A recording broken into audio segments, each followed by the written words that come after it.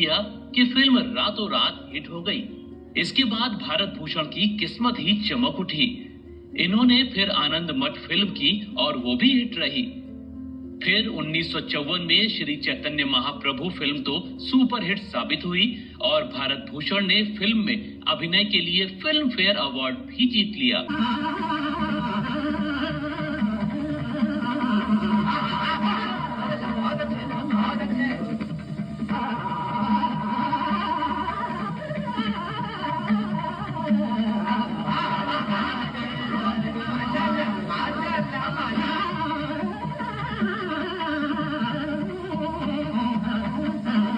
Daily blog उभरता Bharat channel, मैं हूँ आपकी होस्ट रूबी ठाकुर। दोस्तों, आप मेरे चैनल को लाइक, सब्सक्राइब और शेयर करें। आपके सपोर्ट से ही मेरा चैनल ग्रो हो सकता है। तो दोस्तों, आज जिस टॉपिक पर मैं वीडियो बना रही हूँ वो है बॉलीवुड का all time hero, super star आप बोल सकते हैं, भारत भूषण। वो हीरो जो है अमीर से फकीर बनकर इस दुनिया से रुखसत हुए। भारत भूषण स्टारडम से तन्हाई तक की कहानी मैं आज लेके आई। एक वक्त था जब भारत भूषण की मुस्कान पर लाखों लड़कियां फिदा हो जाती थी, लेकिन वही भारत भूषण अपनी जिंदगी के आखिरी दिनों एक छोटे से कमरे में अकेले तन्हा रह गए। तो ये कहानी उस सुपरस्टार की है जिसने बैजू बावरा से इतिहास रच दिया था, लेकिन फिर वक्त उनकी चमक छीन ली और वक्त का एक क्रूरता उनके चमक को धूमिल कर दिया। भारत भूषण कौन थे, उनकी जिंदगी में ये कैसे हुआ, उसके बारे में हम कुछ जानते हैं। भारत भूषण जो हमारे महान कलाकार थे, जो मेरे सुपर डुपर स्टार थे ब्लैक एंड वाइट टाइम के, तो उनके बारे में शुरुआती जिंदगी के बारे में जानते हैं कि ऐसा इनके साथ क्यों हुआ कि इतने बड़े स्टारडम होने के बावजूद वो आखिरी समय में बहुत तन्हा और अकेले इस दुनिया को छोड़ गए। शुरुआती जीवन के बारे में जानते हैं। उनका जन्म जो है 14 जून 1920 मेरठ उत्तर प्रदेश में हुआ।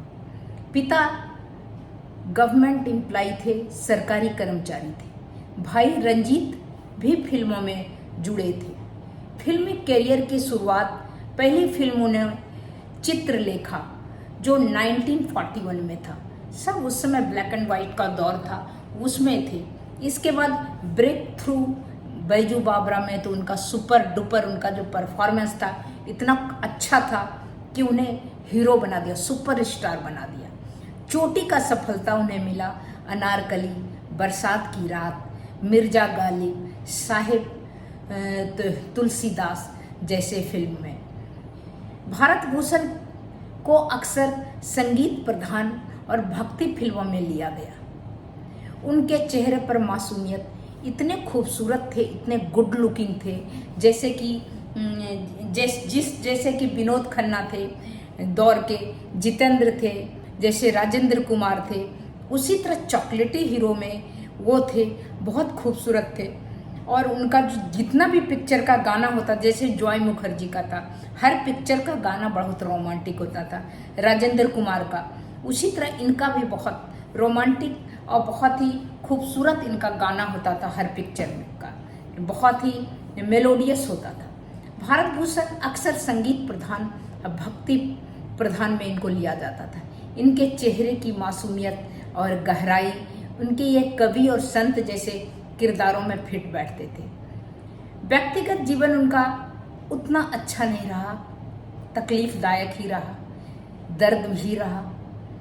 पत्नी की जल्दी मृत्यु हो गई इनकी, फिर से शादी की, लेकिन संबंध सही नहीं रहे उसके साथ। पर्सनल लाइफ में वो अकेलापन उनका बढ़ता गया। गलत आर्थिक फैसले, प्रोड्यूसर बनने की नाकाम कोशिश, मुंबई में एक छोटे से कमरे में अकेले रहते थे, तन्हा कर दिया। पैसा भी इनके पास, दौलत शोहरत कदम चूमती थी इनकी, लेकिन इनके कुछ गलत फैसले के कारण ये बिल्कुल उनके पास से लक्ष्मी चली गई और वो बिल्कुल तन्हा रह गए। प्रोड्यूसर बनने के नाकाम कोशिश में इनकी जो है सारी पूंजी जो इन्होंने जो कमाई थी सब खत्म हो गई और आखिर एक छोटे से कमरे में अकेले रह गए। आखिरी दिनों में इन्हें छोटे रोल करने पड़े थे, जैसे दरबारी, पंडित आदि का। इस तरह करके ये पूरा ही टूट चुके थे और छोटे रोल भी मिलता था तो कितना मन मार के एक सुपरस्टार और उसमें से इसमें तो बहुत अंतर पड़ा। लेकिन आखिरी वो 27 जनवरी 1992 में उनका निधन हो गया, लगभग गुमनामी में। तो भारत भूषण 1950 के सबसे चर्चित प्रतिभाशाली हीरो थे।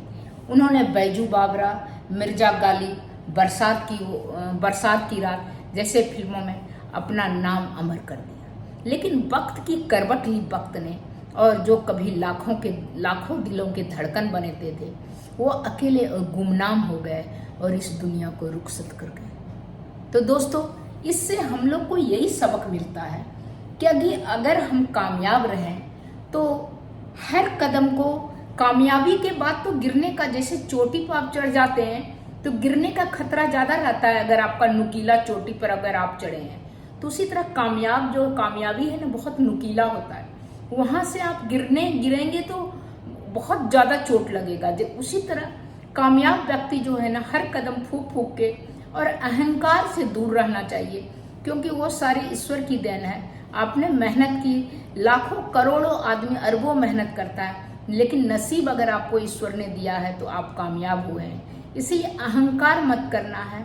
और आपका उस समय क्या है, जब आप कामयाब रहेंगे तो आपके पास बहुत सारे चमचे नजर आएंगे, अच्छा खराब सब तरह का आपको सलाह देंगे, बहुत सारे सलाहकार आपके पास बन जाएंगे।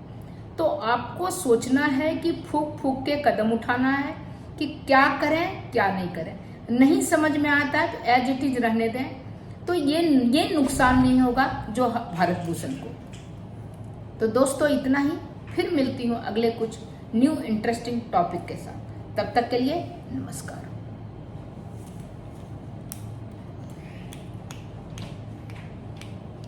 सुन दर्द भरे मेरे नाले